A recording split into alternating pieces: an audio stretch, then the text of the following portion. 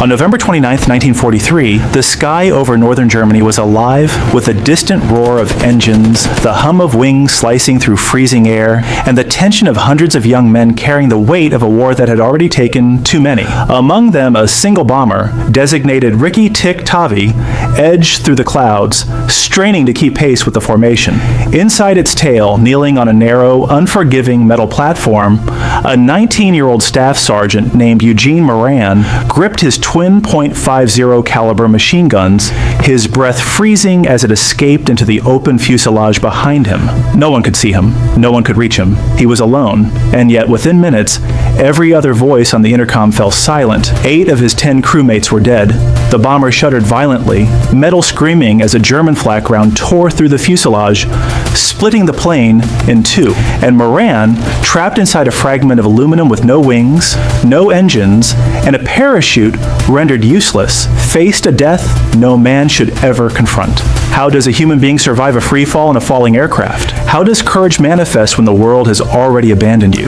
The answers lie in the brutal reality of the B-17 tail gunner, a position both lonely and lethal, and in the extraordinary resilience of the human spirit. The skies over Germany in late 1943 were a battlefield unlike any other. Thousands of Allied bombers now pierced the fragile clouds of the Reich, their formations stretching like silver ribbons across the horizon. Below, the German countryside seemed deceptively calm, patchwork fields illuminated by the pale winter sun, rivers glinting like thin veins of mercury, villages silent and unaware of the approaching storm above. These men, barely out of adolescence, flew at altitudes where the air was thin and temperatures dropped to minus 60 degrees Fahrenheit. At such heights, metal surfaces were weapons themselves, freezing flesh in seconds, and the roar of engines mingled with a shriek of wind to create a soundscape both overwhelming and isolating. Bomber formations, rigid and precise, relied on collective firepower for survival. But even in a wall of steel and guns, the threat of German fighters, Messerschmitt Bf 109s, Focke-Wulf 190s, and flak batteries remained constant, calculating, and lethal. Every mission was a game of probability, a dance with death, and for some, a final confrontation with it. Eugene Moran, like most tail gunners, had trained for this moment, though no amount of preparation could have truly readied him for what he faced that day.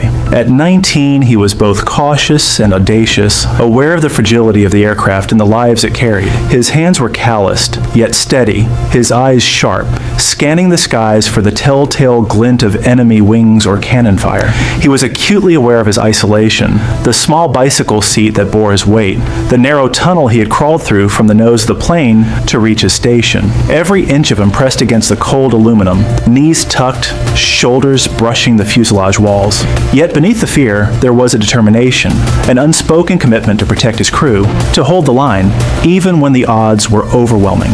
Moran's heart beat in rhythm with the thrum of engines, a steady reminder of life amidst the chaos. Beyond him, the rest of the crew moved through the plane like ghosts, already victims of German fire, leaving him to face the terror alone. As Ricky Tick Tavi fell behind formation, the danger escalated exponentially.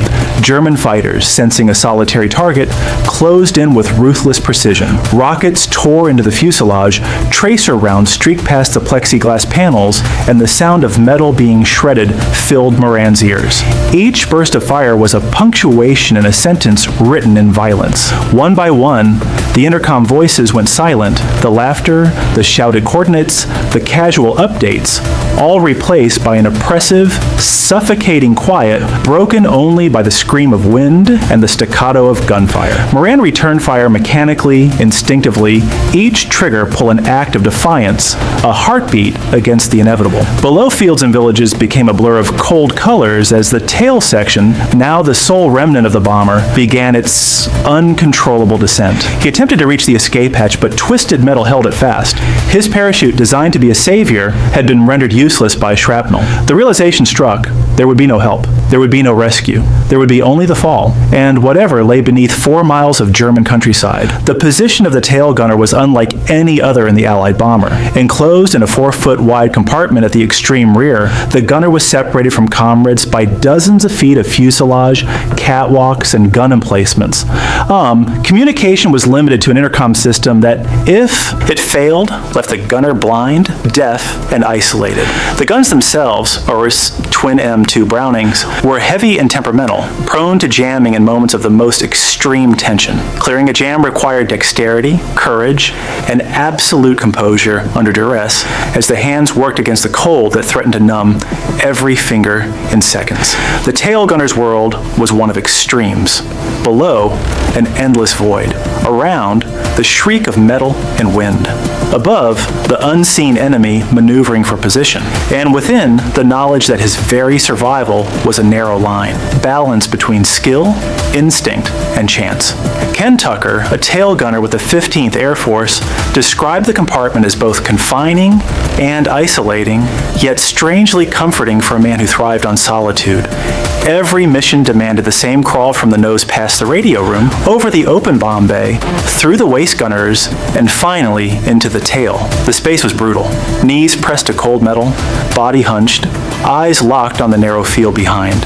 His first mission, over Munich, introduced him to the visceral reality of combat. Flak exploding at 25,000 feet, tracer rounds slashing through the sky, engines screaming, and the constant awareness that death could arrive in 100 different forms at any moment. Surviving that mission was as much a matter of luck as of skill, and yet the isolation, the responsibility, the brutal clarity of the tail gunner's position shaped him into something more than a man.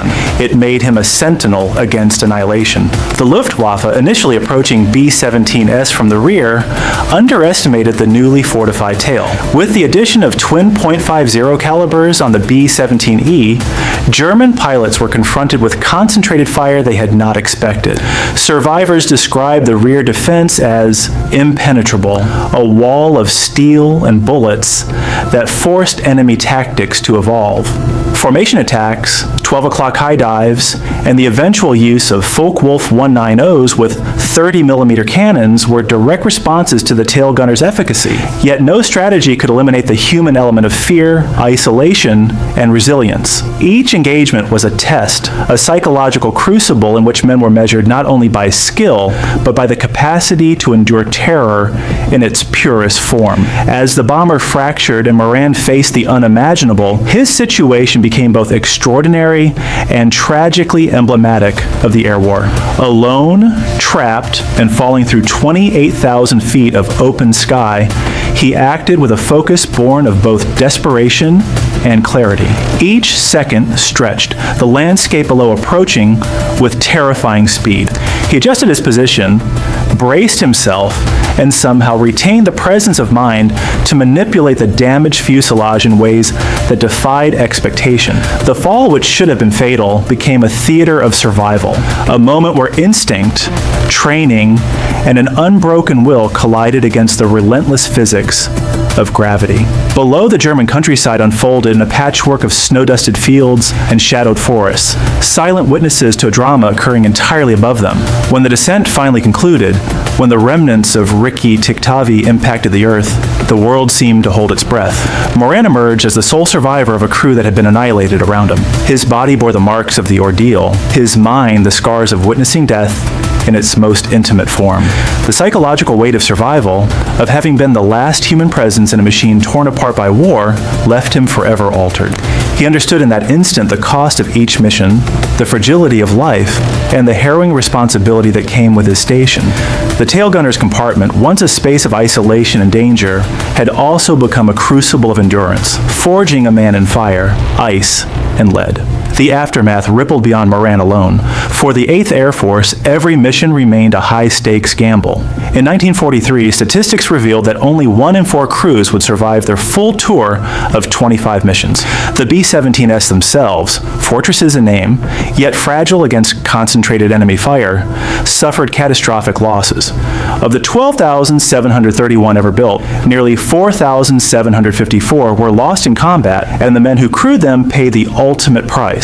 Tens of thousands killed, tens of thousands more captured. Yet within these numbers were stories of extraordinary survival, resilience, and courage, of young men like Moran who faced the abyss and endured, The psychological echoes of these missions would linger for decades, shaping memory, haunting dreams, and defining the human cost of air warfare. Even after the guns fell silent and the wreckage was cleared, the memory of what happened in those skies endured. The isolated tail gunner, the lone survivor amidst catastrophe, became a symbol of courage and vulnerability intertwined. Generations of historians, military strategists, and documentary storytellers have returned to these accounts, attempting to grasp the magnitude of what occurred, to understand the psychological burden borne by men in positions no human should ever occupy. The story of Ricky Tick Tavi and Eugene Moran remains both a testament and a warning that in war, survival is as much about the mind as it is about skill, and that even amidst destruction, the human spirit can manifest extraordinary resilience. In the end, there are no neat conclusions. There's only the lingering question of how a single man could endure what all others could not, how a fragment of metal hurling through the sky became both tomb and sanctuary, and how history remembers those who faced the unthinkable. Eugene Moran survived, yet every detail of that fall, every second in the tail of a disintegrating bomber, is etched into memory with a weight that cannot be measured. The bombs have long since stopped falling, the war has ended, and the sky has returned to calm, but the echo of that day, the isolation,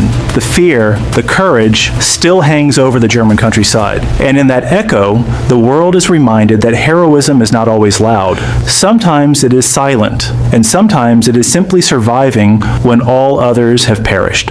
For more untold military mysteries, subscribe to Warzone Secrets.